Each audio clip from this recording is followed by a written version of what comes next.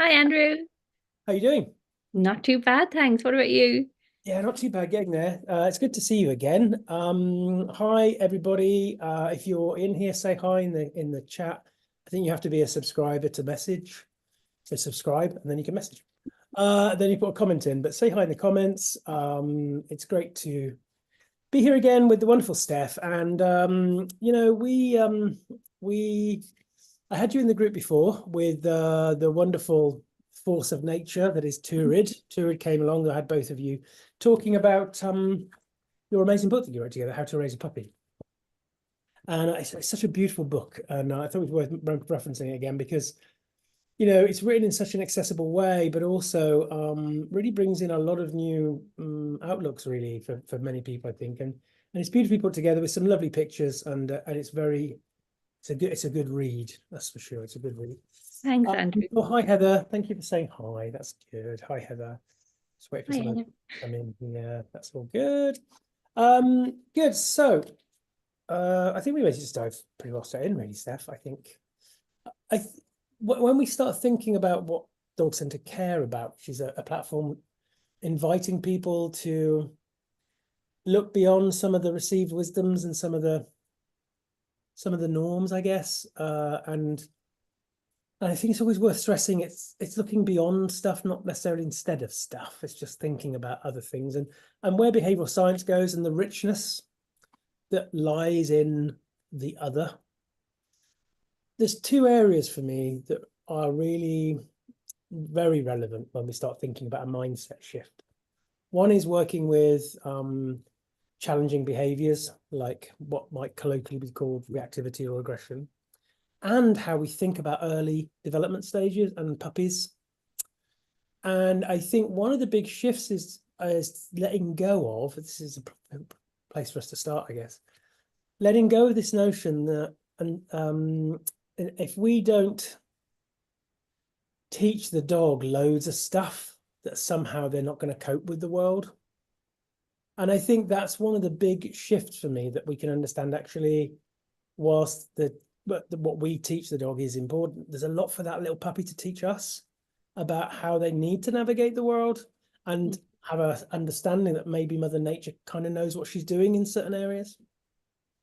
Yeah, absolutely. And I think I love the way you phrase that, the move away from task to care. I think that's a really nice way of framing it. And it is such a challenge because I know when I'm teaching puppy classes, they come along at 12, 13, 14 weeks and they're all already sitting and the people are already addicted to asking them to sit and getting them to offer behaviors. And even I know somebody had a bit of a wait to join puppy class.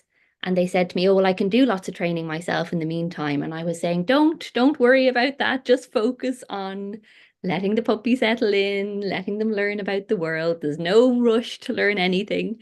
Um, but people do have that expectation or that belief that they have a window and that if they don't train the puppy when it's a puppy, they'll never have a well-trained dog. And of course, the funny thing is, I know we're going to talk a bit about adolescents, but so often all the work they do in puppyhood is, in terms of that training, is lost in any case when when the puppy goes through adolescence. And if they want to, they've got to reteach it all again afterwards. But of course, everyone's lost a bit of enthusiasm for training by that point anyway. And I think if we think about that as a kind of a phenomenon that we in the past we've just kind of said, oh, it's just one of those things. You'll teach them stuff and then they're like to forget it. So we've got to kind of really support that and reinforce it again. But it's kind of evidence to me that a lot of that stuff that we put in the brain has little intrinsic value for the dog. That's why the brain kicks it out, actually. Mm. And this is the big friction between what we learn through structured learning and what Mother Nature wants a more of a bias towards experiential learning, and what has intrinsic value and intrinsic motivation as opposed to the extrinsic. But that's a battle for us even in human education, isn't it, right? We have an education system that has a big structured bias around attainment, regardless of the individual's ability to achieve it. Mm. Yeah, and it's unrelated, but I know that's a big battle I have with myself now that I have a human child, the thought of forcing my human child into that structured education doesn't sit well with me either. And I suppose like in the UK, again, in terms of humans, you've got lots of forest schools and that sort of things, which I think are a bit more like maybe what we're trying to do with dogs, giving them those opportunities to learn in a more natural environment. And from what I've heard anyway. Um, but absolutely, there's a lot of that very old-fashioned way of teaching and learning and expectations of what dogs and people, I guess, should know and when they should know it and how well they should know it.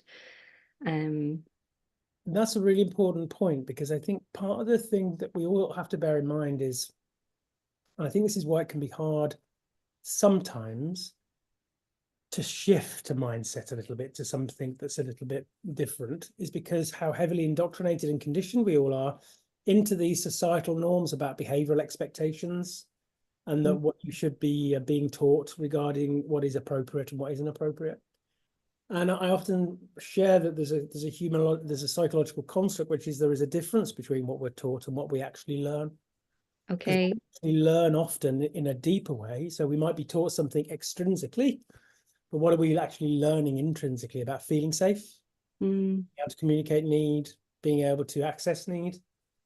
This notion of boundaries that we talk a lot around young dogs. You know, you must put the boundaries in place. Yes, we need boundaries, but they shouldn't be barriers to unmet need, and they often are. Yeah. So the puppy or the young child is actually learning something on a deeper visceral level, as well as being taught a lesson. Yeah. And I heard, I know I was listening to you and Daniel's show a few weeks ago, and I loved what you were saying about allowing the dog to communicate, like to use their behavior to communicate. And it reminded me again of a human analogy, a girl I worked with. There was quite a big age gap between her and her brother. There was 8 or 9 years, and she was really hoping for a little sister. And when she went into school the weekend after, or the Monday after the baby was born, the teacher was saying, "Oh, it's really exciting. There's a new baby. Can you write about it?" And she wrote about how disappointed she was and how he wasn't a girl and how he didn't do anything. He just lay there. And the teacher made her redo it. That wasn't what she wanted. And I think with dogs, as you say, there's a lot of that as well. They're communicating something and we don't like what they're communicating or how they're communicating. So we focus on trying to change that. And with puppies, they do a lot of communication with their teeth. They do a lot of their feeling stressed or they're feeling frustrated or they're feeling excited. They tend to do a lot of mouthing and biting. And people don't like that and they want to stop it. And there's very little understanding that it's part of their development and that if there's too much of it, that they're trying to communicate something and that they need help and they need assistance. They don't need to be told, "That's not what I want you to communicate," or I don't like how you're communicating it. So I think there's definitely a huge overlap between, as you say, the human side of things and the dog side of things, and how we try to indoctrinate the young of any species. True. And I think, and we're all kind of, many of us can understand how, whilst at the same time, we need some societal structure and norm, we need a kind of rule of law and social decency. We also have to recognize the ability of the individual to conform to that at times. And I think we have damage when we think, right, I feel this, but now I can't express it, or I must behave this way because that's what's expected of me. Many of us have kind of muddled through that, but are still affected by it, actually. And I think that's what contributes a lot to the fact here in the UK, anyway, we've got record numbers of people off work with emotional health problems. We've got record numbers of young people self-harming, because some of that's the thing about, it's a genuine need there that can't be addressed, because now we feel we can't communicate it. It can become problematic. So it's not that, I think people can misinterpret this message as being, just gonna let the dog do what they want then. You know, what they want then. You know, it's not about free for all. It's just understanding that individual dog, that individual child, and as well as the things that we feel we need to let them know about what is acceptable and not acceptable. We have to recognize that's often based on our vision of the world.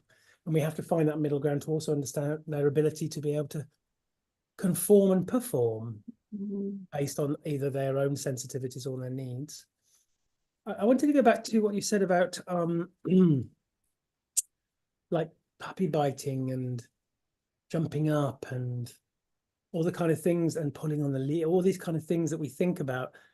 And I think what really got me when we were supporting Molly, and some people have heard me talk about Molly and shared videos of Molly when she was a puppy, really quite a fizzy puppy. She was a biter for sure. And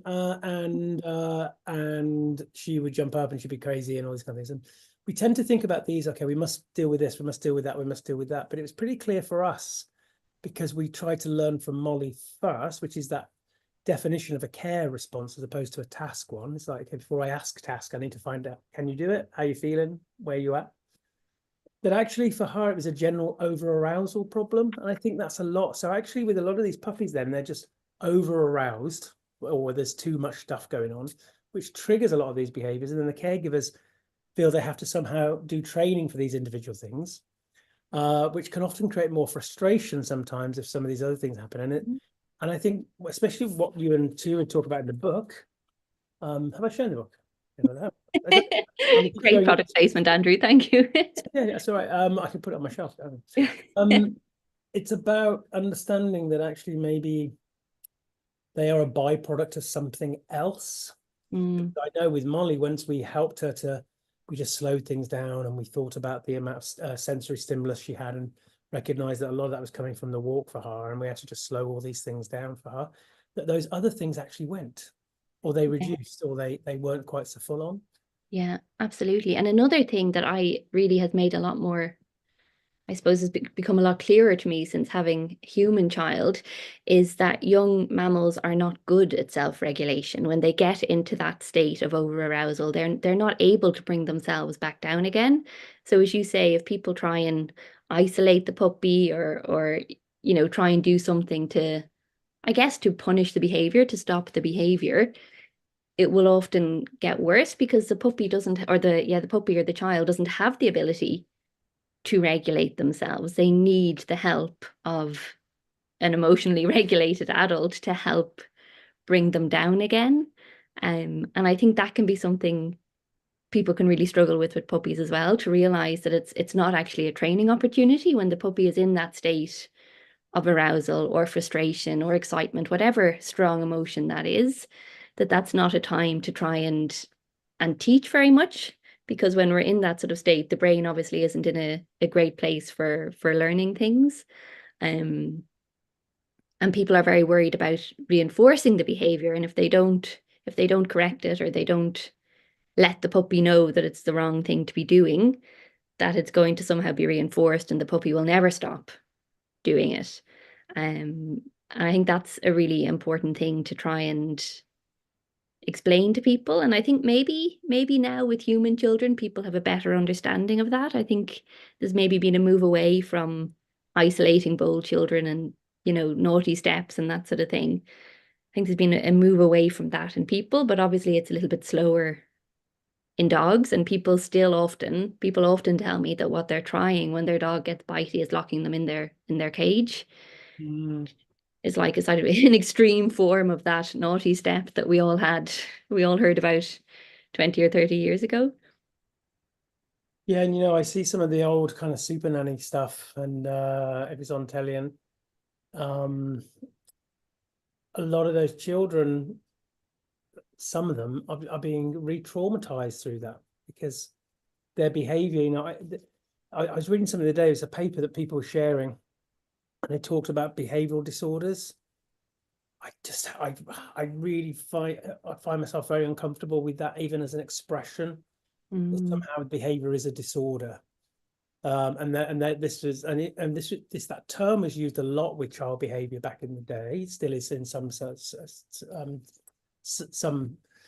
areas, of course, but that isn't used so much. And I think we have to think about that with, like, for example, a behavioral disorder in dogs might be aggression.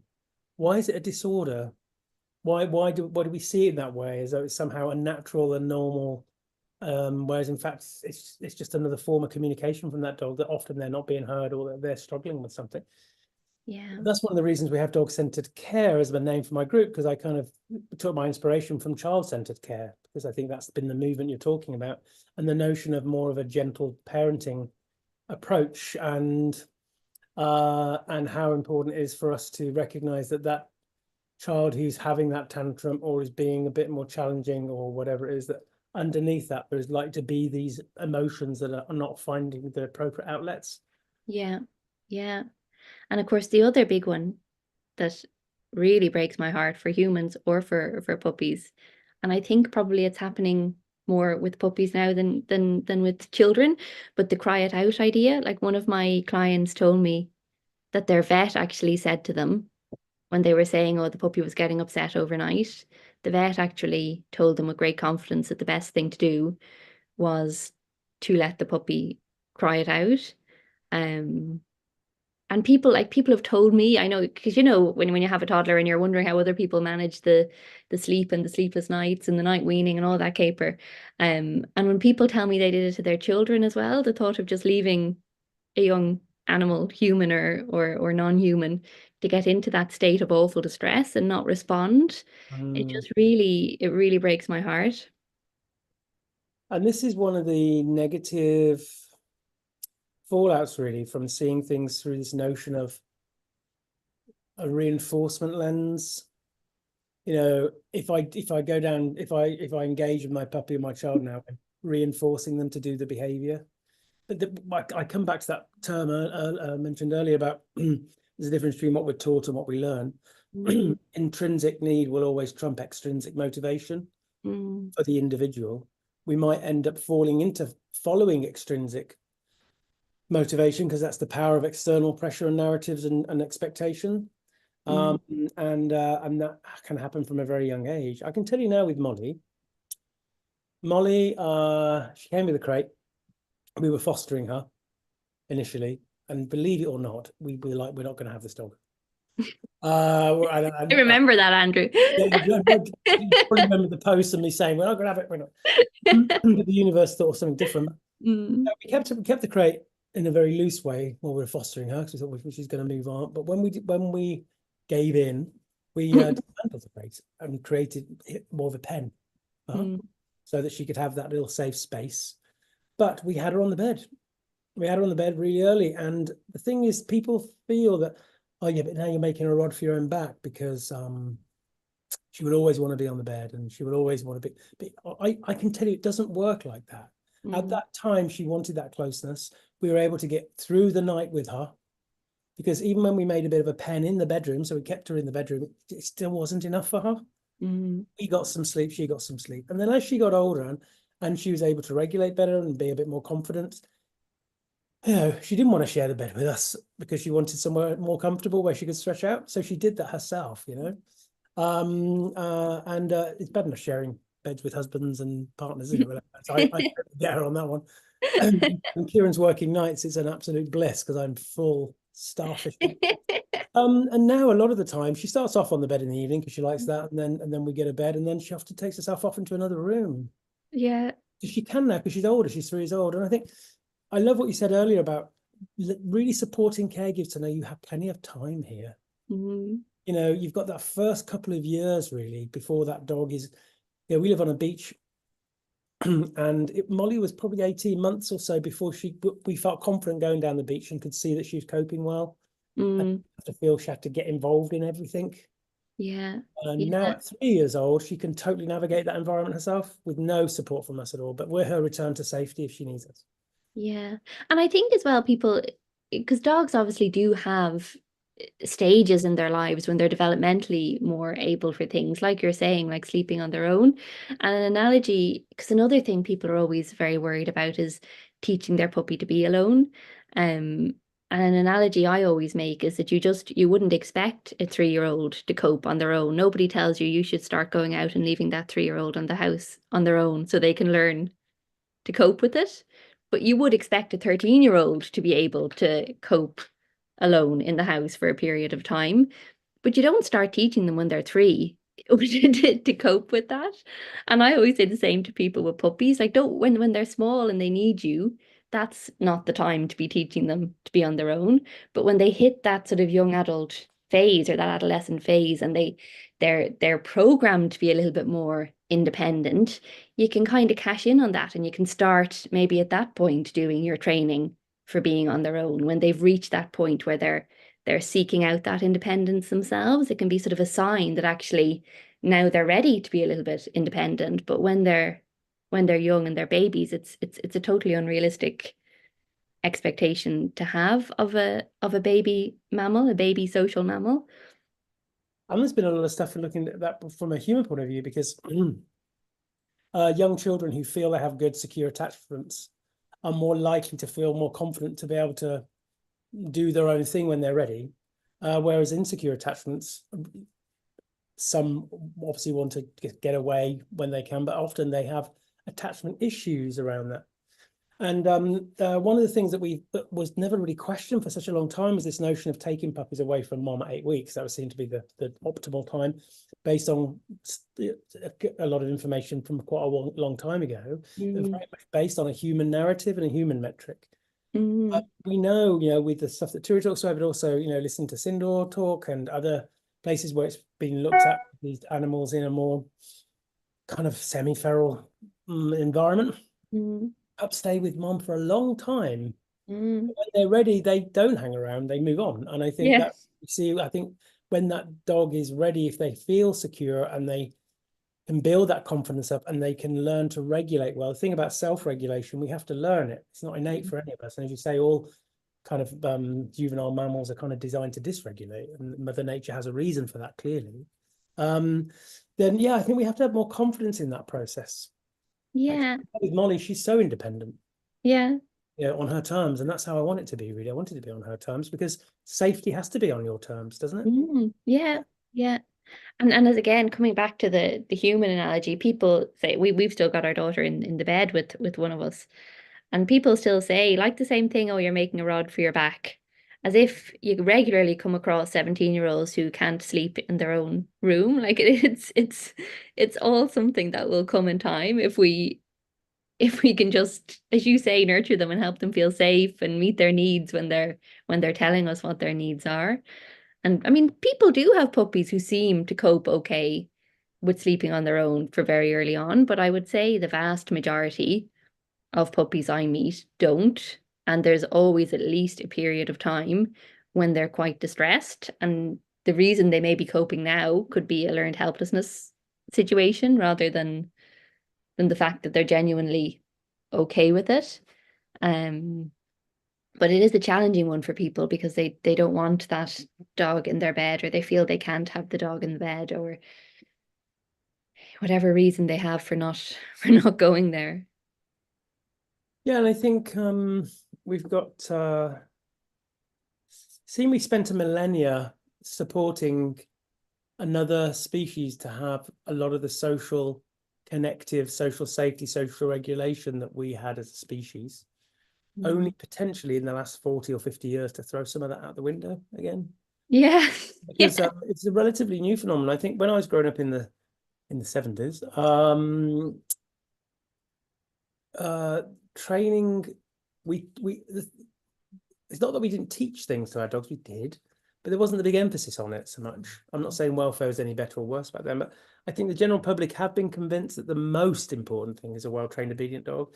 Problem there is, especially for that developing brain, where's that opportunity to say, I can't right now? Where's the chance for feedback? Where's the chance for, hang on, I need to communicate some need to you? And as long as that need fits the owner, caregiver's narrative of what's acceptable, that's fine. If it isn't, then they're going to be shut down and pushed away. It's very challenging for the social mind, for the social brain. I was talking on a podcast before about social safety. I spoke with Hannah Capon on the CAM platform, actually, about social processing, social safety, and its relation to physical pain. And a lot of the stuff we're understanding now about humans, about social pain, social rejection, how it affects us very deeply, how it changes our, it dials down our kind of properties around antiviral stuff, because we're kind of presuming, well, I don't need that because I'm not going to be sociable, but it dials up our inflammatory markers because we're waiting for something to happen to us that's negative. It's really interesting to think, is this happening with some of these dogs then, something similar, which is hard for them, and they just end up being in a compliant mindset. Yeah. And that can come from a young age. And especially even, it's challenging sometimes, I think, Steph, because talking about this stuff, we're not saying don't train, we're not saying not do anything. It's just, we've got to think about things with what we have, with this richness of science that gives us a better idea about the individual lived emotional experience of that dog. Sometimes it's a study of one, right? Because it's just, Yeah. but even the pairing up of a highly connected primary reinforcer like food at a young age, we have to be really mindful about what we're doing with that, with the developing brain. Mm.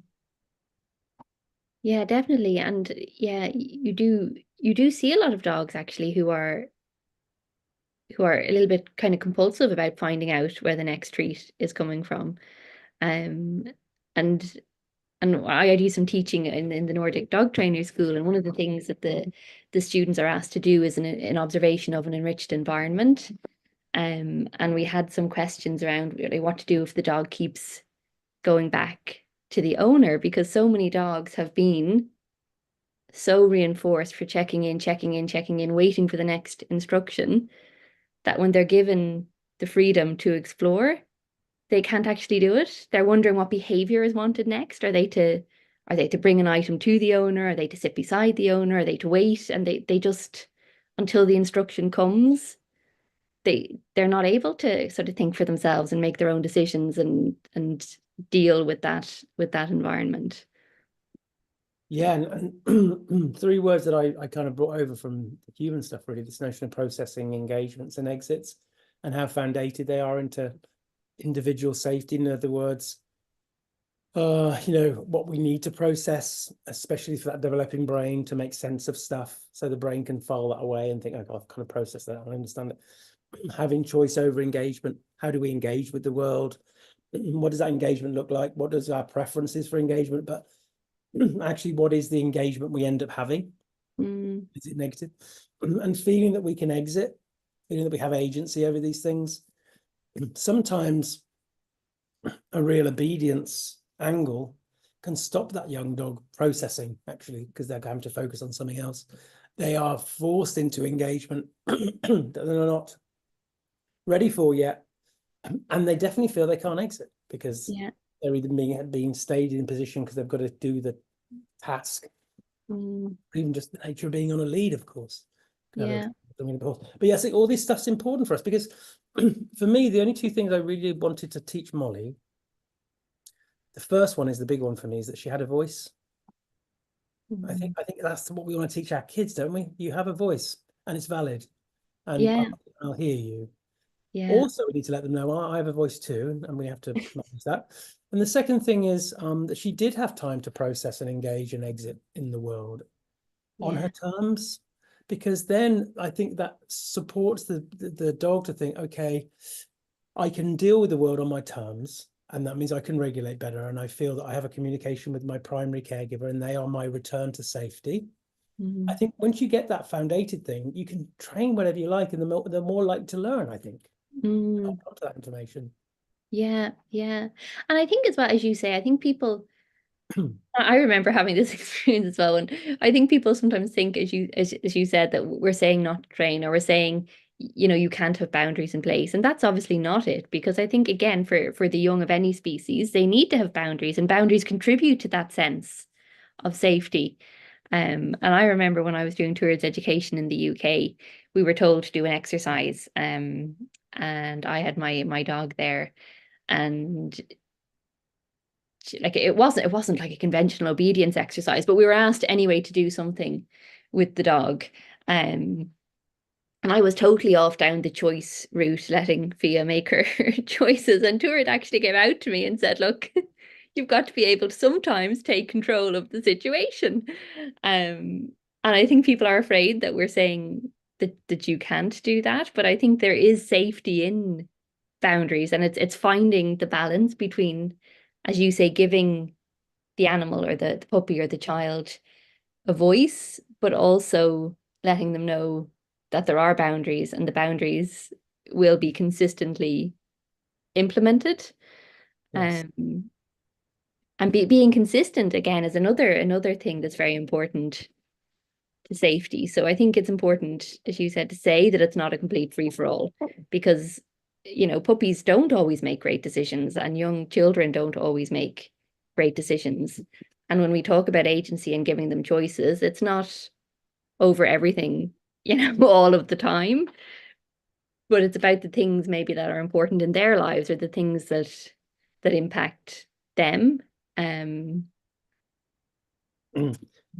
think that's a really powerful point, because if you think about it, then this is the kind of definition around training I think we have to be mindful of. Because when you think about a young human child, they're not good at making good choices, and we have to kind of support them, but we manage environment based on that. Yeah. We don't just put a 3-year-old outside in the street and say, go play and come back for your tea. Yeah. So we have kind of an understanding there, a little bit of that. So we allow them to grow and make mistakes and to dysregulate, but in a safe way, so that they can learn some things experientially for them, which is the most really powerful form of learning. And also, a lot of the boundaries that we put in place with kids isn't through here's my chalkboard, I'm going to write it up for you. It's about our own behavior and about how we enforce those things through communication and through relationship. Yeah. And often, sorry, Andrew, go ahead. No, I was just going to finish and say, I think part of the thing that's got mixed up over time, because we had a big emphasis on training, is that somehow all that stuff must come through training. But actually, it comes through our relationship with our dog. Yeah. It comes through having a safe, secure relationship that we can say, actually, no, I can't have that now. Yeah. I think one of the things that's kind of got thrown out with everything when we think about training in a very pure sense is this notion of no, even. Because if we're looking at everything, if we're looking at things through a very training-y, operant-y mindset, then no isn't helpful. But you know what? People say no all the time. Yeah. And I think that dogs learn that no means you can't do that. And actually, in some ways, no is freeing, because it's like, you can't do that, but you can do anything else. Yeah. Rather than you must do something else because I know. Yeah. So I think that's the key for me. I think it's not about not training. It's recognizing that training isn't necessarily the one size fits all solution for the dog. And we've done hardly any structured training with Molly in that first probably 12 months. We did a little bit more after, when I felt she could learn it. But that didn't mean she wasn't learning. She learned tons. She learned tons of words. She understood things because we were clear in our communication with her. Yeah. We had good foundated safety, so we could be that kind of kind guardian, caregiver type role. And I think that's the essence, isn't it? I think. Yeah. And it's funny as well, just another thing I've noticed again in human parenthood is that with human children, people are very willing to do a lot of management and putting, you know, as you say, they don't just put their 3-year-old out in the road and say, now go play. People are very willing to supervise and watch and hold hands. And, you know, toddlers, when they walk, they begin to run off. No one ever for a minute has suggested to me that I put a choke chain on my toddler to try and manage that behavior. But with dogs, people want the tool, they want a quick fix. They don't want to have to manage the behavior and cope with the behavior and go through that phase. They want sort of the quick fix to stop it right away, rather than having to live sometimes that experience and go through that hard phase with your puppy or your adolescent dog, when maybe they are doing things that you find a bit annoying or that you'd rather they didn't do.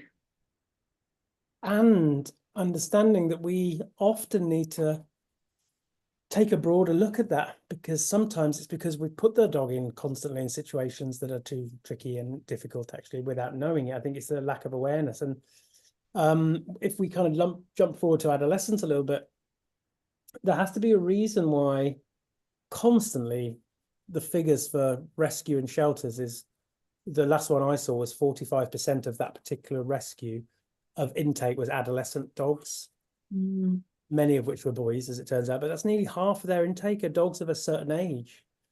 So what that implies to me is that the general public then, who are trying to do a lot of training-y stuff as a solution to this developmental stuff, are being let down through that in a way, because it's not helping, because they don't understand the things that we're talking about. And I think so they just feel that the dog is no good, the dog's disobedient, the dog's all over the shop and they can't manage them and it's too much. And an adolescent dog who is struggling anyway to regulate is one thing, but one who's really struggling in lots of different things, and with a breakdown of communication with the primary caregiver, that's hugely overwhelming all round. So I totally get it. And the big tragedy there is, how many months away were they potentially from seeing a different dog anyway? Because we know, most dogs, I think, to be honest, they become that dog that we remember. Not when they're 12 months, they're more likely to be 2.5, 3, actually. Yeah, and adolescents are not nice. We've got an adolescent boys' school down the road, and like a group of male adolescents, I think probably of any species are probably not that pleasant. Like, I can concur as a man. I can concur on that one. they're probably a little bit sexist. I'm sure the girls' secondary schools are not great either. But there is something about adolescent males and all that testosterone and learning to cope it can make for, especially in groups, can make for quite a bit of unpleasantness. And if you imagine a dog who's spending most of its time with very little agency and choice, actually finding itself in arousal situations a lot of the time, and then trying to kind of communicate things and being either ignored or dismissed or put down, not put down, but you can see how all this comes into the mix. And it is that time thing again. So with Molly's structure in that first 12 months, because we became really clear that she was struggling with a lot of things. So our structure was, we had a family walk every day, and we picked really quiet places. So we did the opposite, because this notion of socializing, for me, we have to understand that it shouldn't be about us deciding what a social norm should be like and the child or the dog fits it. Because that lets a lot of people and a lot of kids and dogs down, actually. It's about, how do you need to process this so you have a chance of being able to stay in that relatively kind of regulated state, should we say? So we had quiet walks where we might bump into somebody, that's fair enough, but it wasn't just overwhelming like down the dog park or the beach. And she spent a lot of time with her brothers, who, and I'm very aware of the fact that a lot of social learning went on there, and that was a big benefit for us. So it would have been different if she was an only dog, of course. And she would either be on a long line with a harness or off lead, so she could mooch. So guess what? The pulling started to reduce because she got used to being able to have the time to walk and mooch and have a sniff and really use her nose. Then we'd have a specific Molly walk one day where I'd go to different environments and get my lead from her. People might have seen the videos I've shared before of her doing that, because she was telling me, no, I need to stop here, because we slowed stuff down. Did a lot of free work with her, because that was a great way to improve sensory integration, I felt. So we did that every day, and I'd introduce things during free work and play so that she was in a really receptive place to hear sounds and do different things and all this kind of stuff. And then she told me when she's ready to do a bit more, we do a bit more social stuff, getting the feedback. And just because you've got a dog as well, who one week you might go to the cafe down in the park and the pup's amazing, that doesn't mean it's necessarily the same story the next week. And we have to just wait for feedback. And I think this is another issue for the public who are convinced about the training thing, that that task thing, there has to be an outcome. And if it's not the prescribed outcome, then you need to do more, rather than seeing everything as a request, even through training, and waiting to see what the feedback is. And especially for the developing brain, I think we have to think, okay, the feedback today definitely told me you didn't cope with that very well. But that's good, genuine feedback. It's not a negative thing. It's just thinking, okay, that we can perhaps try that again in a little period longer down the line. When you mentioned videos, it just is a slight off on a tangent a bit. But another thing I think that really affects people, again, as a human parent as well as an animal parent, is the toxic positivity around dogs. Because when you go onto social media and you see people with these perfect puppies that they're bringing into coffee shops and pubs, and they're just lying there being really cute or cuddling people, and it sort of fosters that idea that there's something wrong with your puppy or your child or your puppy, your human parenting, if it doesn't look like it does on this really sort of edited and curated content that people are seeing everywhere. And they have that I suppose when they get a puppy, maybe even they have that expectation that that's what it's going to be like. And if you don't get that, and another thing that I often refer to tell my clients about is Kim Brophy's legs idea, that the teaching that we do with the puppy is so little of what they learn and how they behave. There's so much more going on there. And if you don't get the puppy you expect, or they're not behaving the way you expect, it's not necessarily anything that you've done, because you've got very little control over a lot of what's dictating their behavior. And it's I suppose for people it's dealing with those expectations, and maybe the disappointment that the dog they got or the puppy they got wasn't the puppy. And I think we've probably all been there as dog trainers. I know when I got my most recent dog, she was not a puppy by any means. But my dog who had passed away not so long ago had been a brilliant dog for if I was working with reactive dogs, because she was a super chilled out greyhound. And it's really helpful to have a dog like that as a dog trainer. And when we went to see this dog, she was living with 4 or 5 other dogs, and I just presumed, okay, she's got good interdog skills. She does not have good interdog skills. She's fine with dogs. She knows quite well. But what I had in mind for her wasn't actually at all the dog who she turned out to be. And with puppies, it's the same. You're not getting a blank canvas. People often think I'm getting a puppy because I have kids and I need I need to be able to mold this puppy into the perfect family dog, or the perfect dog to bring hiking, or the perfect dog to fit into my lifestyle. Um, but that's not really how it works. And maybe that ties into that adolescent rehoming of dogs as well. Maybe it's gotten to a point where people realize, or they think they're realizing, this isn't the dog I thought I was getting when I went and bought a Labradoodle from a backyard breeder. Well, only thing I think people can have the same thing. I think about my parents, actually. They obviously love me anyway, but my father especially had a very set view of what he thought my life would be. Married, kids, become a solicitor, play the piano. I did play the piano, only to please them really, but I didn't tick many of those boxes, but luckily he loved me enough and that was okay, and he didn't put me in a rescue centre. Yeah. But I think we all have to, we can't not have these expectations about those things around us, and I think there is an element of that, and I think you're right. I think with an adolescent dog, potentially we think, is this going to be the rest of my life with this dog? Then I can't deal with it. And I totally get that. Because it's that lack of awareness again of recognizing that actually this is something that will shift and change over time.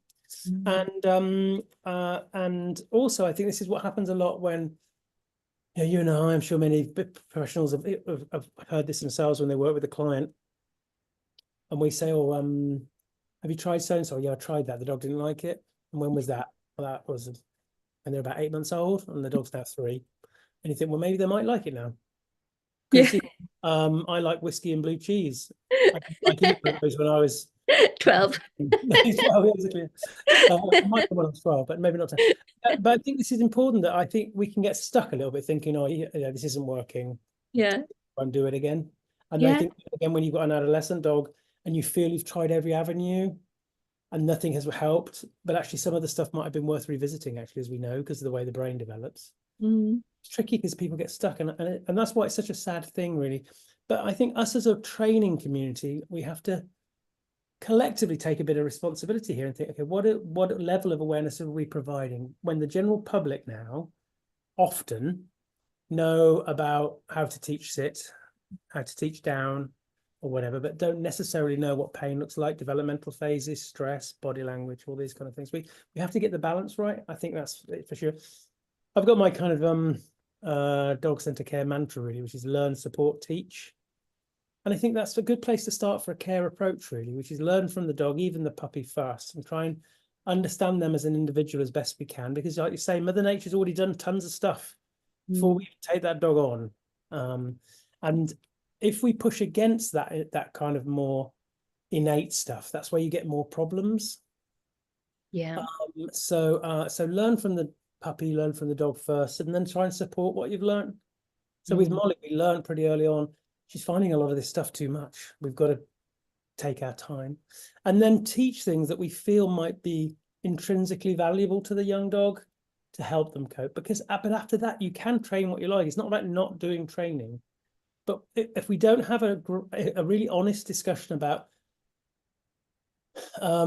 challenging, if that's the right word, this notion that it's only the training that does it, that's an issue. That only training can develop a bond with the dog, or whatever we're trying to put across. I think we have to be more nuanced than that ultimately, because the dog has their own story too. Yeah. Yeah. And I guess I think as a community, we still tend to call ourselves dog trainers, don't we?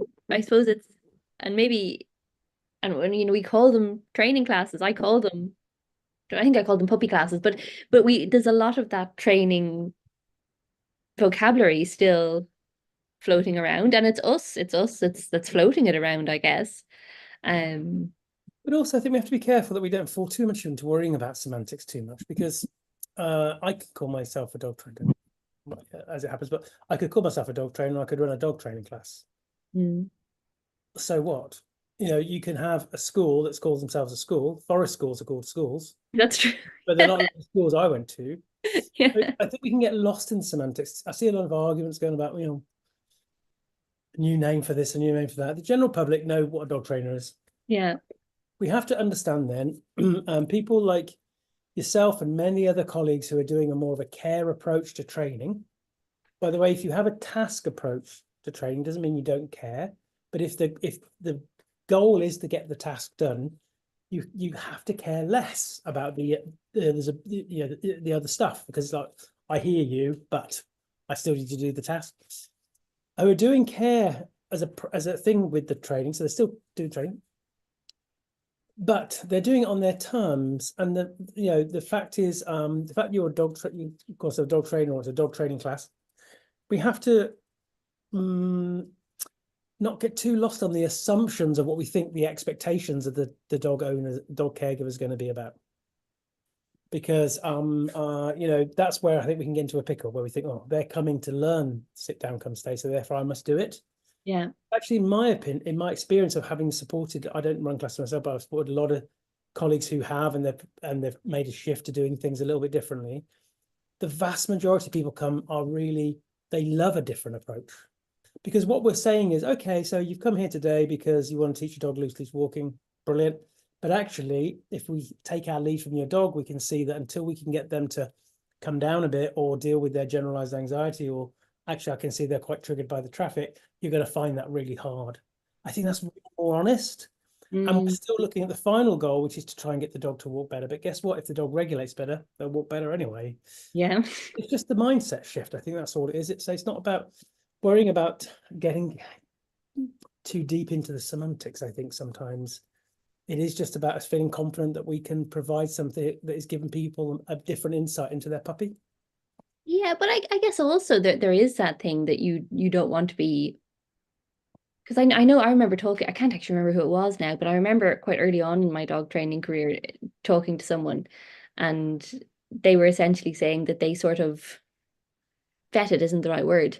But when people made contact, they made it very clear what their approach was, that it wasn't conventional training, and that obedience wasn't going to be the main focus, and that they found that very useful for, I suppose, protecting themselves from people coming along, having in their head that they were going to be doing training, and then they're spending lots of time talking about needs and this sort of stuff, and them leaving feeling hard done by because they thought they were paying how much money to come out of there with a really well behaved dog, and then that wasn't what they were getting. And I think that's quite valid too, because I think sometimes managing client expectations is really important for your own, I suppose, mental health and feeling of not ending up feeling like you're failing people or letting people down or ripping people off. I think I 100%, and I think this comes down to us as professionals being really mindful of how we communicate. It's actually, if somebody comes along and they want obedience, they want the dog to listen to them, they want the dog to kind of do as they ask them, then actually we can hear them and say, actually, I hear that. And actually, the dog is more likely to do those things if they're better regulated. If the dog is more physically and emotionally regulated, the dog's more likely to do tasks. And actually, we're actually giving them a reality which will cause less frustration and problems for them down the line. So we can actually connect the two really beautifully, because we can try and force that beautiful little rich square peg into that conformist round hole. But guess what? Training can fail if the dog's emotional or physical state isn't conducive to it. Mm. go through adolescence when we're already swimming upstream anyway a lot of the Yeah. time. So actually, I think we can do both. Actually, we can say, "I hear you, and I want you to have a dog who will listen to you and do stuff." But that's going to be a lot easier if they're in the room, as I Mm. call it, rather than out the room. Yeah. And they trust you and they have a bond with you. Yeah. It, Yeah. it's supported by enough facts. Actually, it's the same Mm. with kids. I want the kid to do this. The kid must behave. The kid must do this, this, and this. But if the kid is finding it hard to do that, I use this little analogy all the time. So sorry if people heard it before, but little Johnny in school today, that's an achievement for him because he's hungry or he's stressed or he's traumatized or he's whatever it is. The fact that he then might struggle to attain what the teacher wants from him is going to cause friction there. And little Johnny's likely to get bored and fidgety and frustrated. And that's likely to change their behavior. Now, little Johnny has been labeled as being difficult, disruptive, challenging. So he could be, if that was a dog, dominant, willful, stubborn. And now we've got a child who's disenfranchised from learning, period. Whereas if Johnny was supported with his intrinsic needs first, now he can learn. Mm. Now he can be more compliant. And this is the big thing for me, this notion of compliance in society, this thing about, well, this is the norm, this is what's expected. I get all that. But we have to recognize there are some in society, and there are some dogs especially, who struggle to fit that norm unless those needs are met. If you have good genetics, if you have secure attachments, if you have minimal trauma, if you have supportive environments and good life and learning experiences, you're more likely to fit that conformist norm Yeah. as you can mold to it a bit more. But if you Yeah. don't have that advantage, I'm giving a talk in November at Daniel Shaw's place called Devil, Dogs and Monsters to look at this, because it's very easy when you have a dog who's done harm to see them as a devil dog, as the press like to see. And it's equally with a human who's done bad things to see them as a monster. Yeah. And it's easy when you're in a better foundated place to think, well, that would never be my dog, and that would never be me. And I Yeah. think this underpins some of this stuff, I think. Yeah. And it's just getting a balance. Yes, like you say, a lot of dogs, they muddle through fine and it's great. And because they're so adaptive, dogs. Mm. We have to think about the many dogs who have these different needs that really we need to be identifying and supporting caregivers to be better at identifying themselves, because it gives them an easier time too. They don't feel the trouble with a task-only approach. If the task can't be done, if, like you said earlier, you kind of implied it earlier, if your dog can't be that dog or you can't do that, then somebody must be to blame.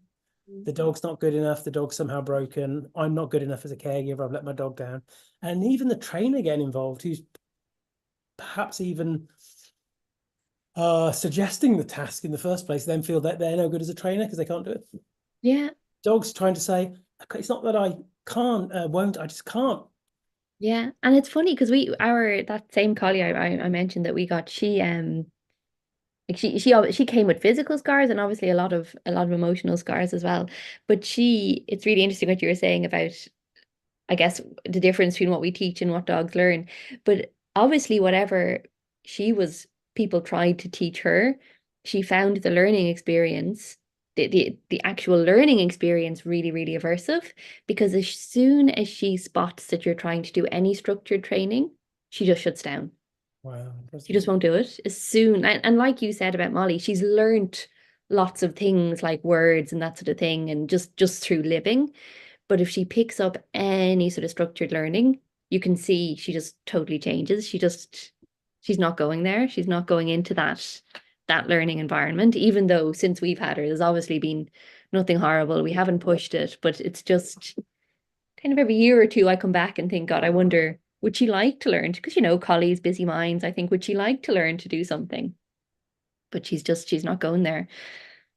And I think some listeners might relate to that themselves.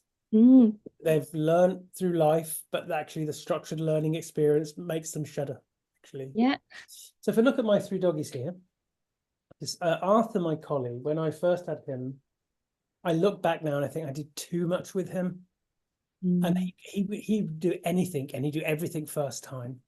And I was really into, look what I can do with my dog, and it's amazing. And I think, look back now, it wasn't the training that he needed. He just wanted to be with me. Yeah. Harley loves training. He adores it. He just loves it. He's like, what can we do next? What can we do next? And so I kind of wish I'd done a bit more with him actually, because he loves it. He comes from a line of kind of gun doggy side of things, and he just loves that kind of. He has a really good work ethic. Yeah. Molly, everything's on her terms. She's a complete diva. That's how it's the first dog I've really brought up in a very naturalistic way. And I think this is great because that's who you are. I Yeah. haven't tempered that through other things. And I think we have to recognize that, again, we can't have a one size fits all. We can't be anti-training, and we can't be completely training has the answer to everything, because the individual dog will tell us the answer to that. And I talk about this a bit because I get kind of pushed into this anti-training thing, but training for me is neutral. It has to be seen as that. Why you do it, how you do it, and ultimately how it affects the dog, and the feedback from the dog will decide whether it is good or bad, really. Yeah. It's just about, I think there's enough for that young brain. I've got a little general rule of thumb that if I've got stuff in my freezer that's older than my dog, I've got to give them way more time just to kind of learn about stuff around the Yeah. world without me interfering too much, thinking Yeah. they know how to present the world better than Mother Nature and their own ability to work it out. Yeah. Yeah. And it's funny, you just reminded me actually when you were saying about learning experiences making people shudder.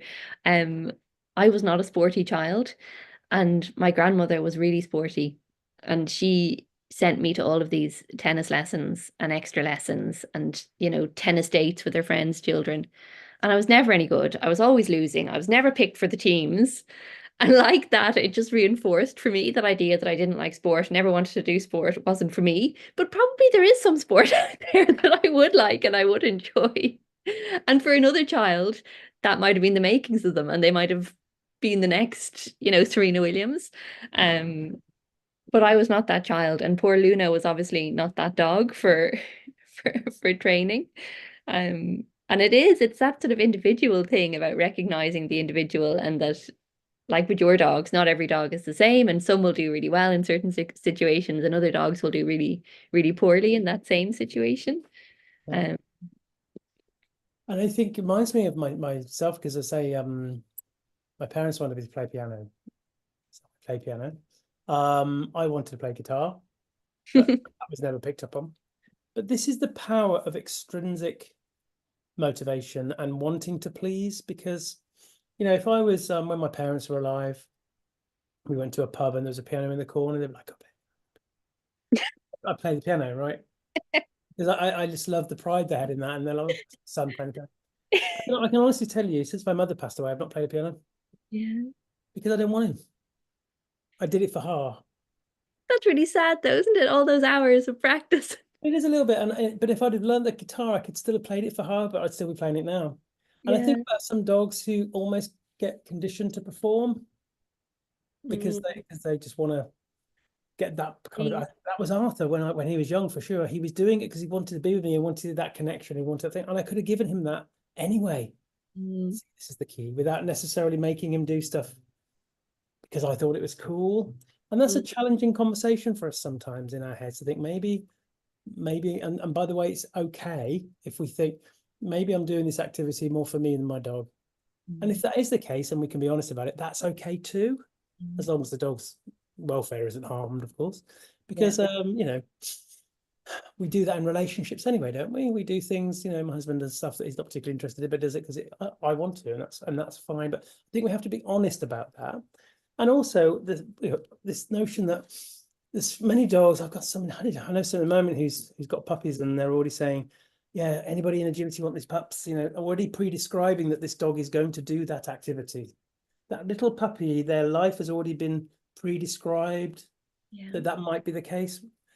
And when you think about the big breeding programs we have, the say assistance dogs, and the high percentage of dogs that aren't able to do it, even Mm, though those breeding programs are really carefully done with a lot of money involved, it just shows just because you happen to be a certain breed from a certain line and have a certain genetic element doesn't mean necessarily as your individual, beautiful, rich, lived entity that you actually want it.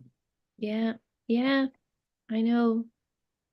But So we much see gray, isn't there? we say with kids, don't we? A lot of kids are kind of pushed, like you said, that you were being pushed to be the next kind of um I can't remember any famous, Serena Williams, or I was Yeah. thinking Billie King. Was she a Billie King? Is she a tennis player or is that a singer? I can't remember. Anyway, but clearly it didn't quite work with you. But I can tell you now, Steph, if you showed some promise, Mm. there'd be a lot of pressure for you to continue on. I happen to be okay at playing the piano. Yeah. If I was more like Les Dawson, if you know who that is, and I was more plinky plonky and getting all the notes, then my parents, through embarrassment, might not have pushed me forwards with it a bit more. So, yeah, I think it's important just to see what that one looks like. Right. My lack of promise saved me. Will you? Yes, exactly. It's like my father used to say, always make a bad cup of tea and nobody will ask you again. Yeah. That's always a good. Well, that's been great. We wanted to have a general chat tonight, didn't we, about puppies? I think we've done that. I think just to kind of talk about things and just talk about why we have to think about things a little bit differently regarding the individual puppy and get that balance right. Mm. There's no one size fits all with these Yeah, things, and I absolutely. think There's so that's much nuance and so much, yeah, I agree. how to raise a puppy, dog-centered approach. With Stephanie and Turid Rugaas, of course. Turid's influences is there in the book, and I think it's a really good book. Now, before we go, let's talk about you've got the joy.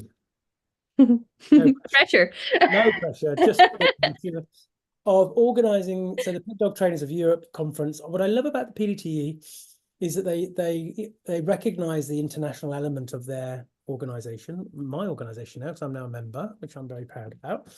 And so they move the conference around the world, really, and it happens to be Dublin. Yes. So Steph, the joy has fallen on you to organise the conference. So tell us a little bit about the conference, about the theme. Tell us a little bit about the speakers, and yes, tell us a little bit about it. Okay, so I guess it is a conference, but what I've really tried to do is have it as interactive as possible because I know there's a lot of opportunity for online learning and webinars. So for a lot of the talks, we do have an interactive element. We have some scenting workshops, and Lil Kavam is going to do a more general scent workshop.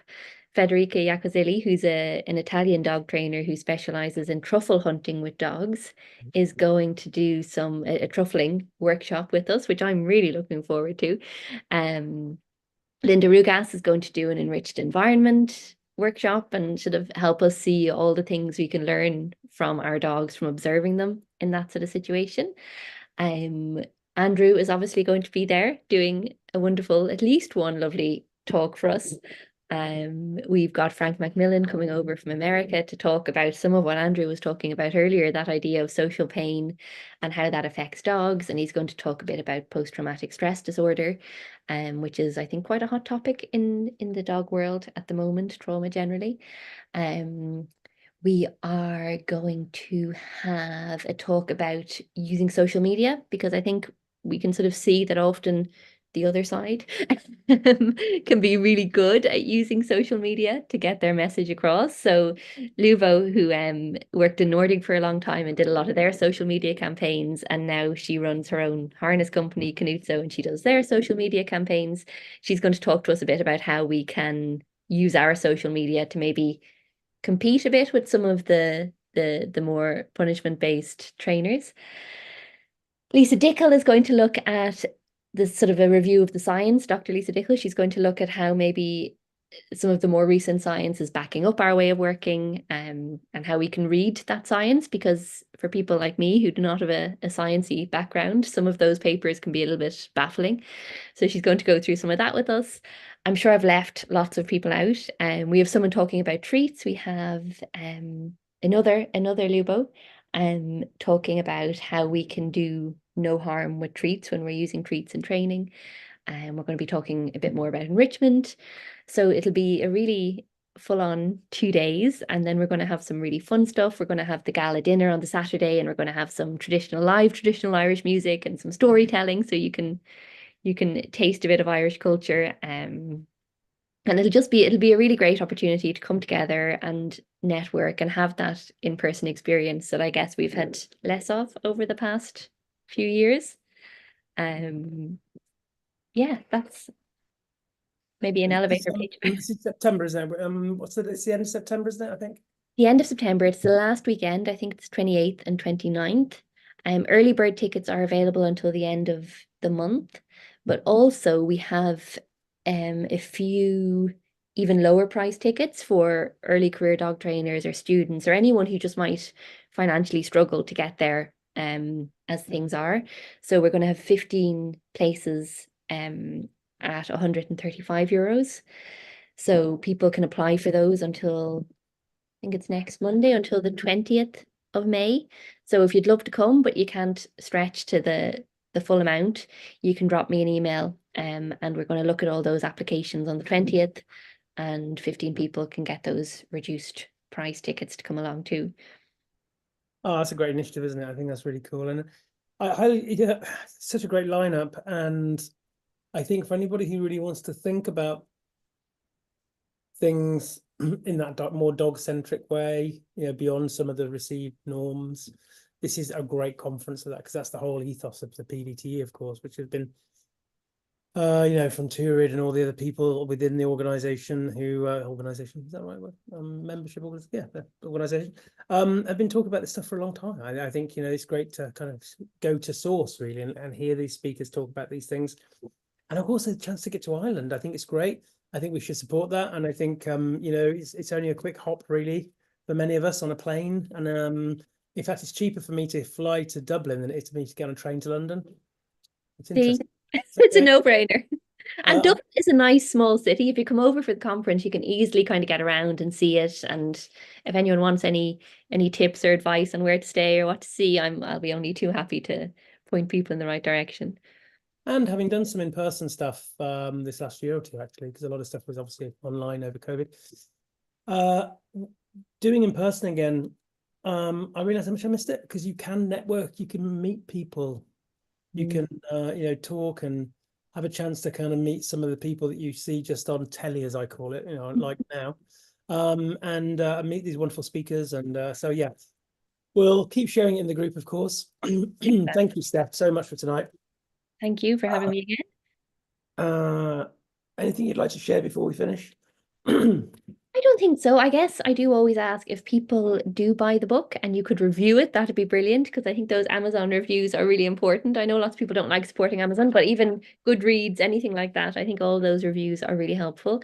Even if they're not great reviews, I think they still they still help. So that's just a little plea, but it would be brilliant to see people in Dublin. I'm really looking forward to meeting Andy in person. I kind of can't believe I haven't met him in person at this stage. And there's lots of other people like that I feel I've known for so long and haven't actually met in person. So it should be a good fun weekend with lots of learning and nerdery and yeah, fun. So it'd be great to see lots of people there. And Kieran might come with me. We don't know Kieran's work rota this far ahead, but it might happen. So Jen, the number of places I go to, if there was Kieran here, I'm like, no. Seem very disappointed. Right. Extra fun if Kieran can go. Kieran's there, it'll be definitely extra fun. So just to let people know, this weekend we're launching Bark season. I'm really excited about this, Steph. Oh my God, yes. Barks ladies, that's how they call themselves actually. So I will use that. Are coming. So Sindor, obviously a lot of people know, but all these wonderful professionals in their own right who've been influenced by Barks and are doing amazing things on their own. We've got this whole season to really shine a light on things. It starts this weekend, everybody. Saturday and Sunday are the first 2 days where we're going to really deep dive a little bit into Barks, and I'll just be there just to I was going to say keep the peace, but I don't mean that. A little bit, and then after that, then I'll share the rota really, if you're the kind of the agenda for the next couple of months. So everybody's going to be doing their own presentation, Steph. They're going to be doing on individual topics and stuff. So it's going to really build into something really special. So this weekend, because of the time difference with India, it's going to be slightly different times. So it's going to be 2:30 UK time. Obviously they'll be in here, but I'm going to put this together as a separate playlist. And then back to the normal Facebook Lives next Wednesday with Victoria Cooper coming in to talk about all things doodle breeds, doodle mixes. That'll be a really good one as well. Thank you. Thank you, everybody, for tuning in tonight. Great to see you. And thanks, Steph. See you soon. Thanks a million, Andy. Bye-bye.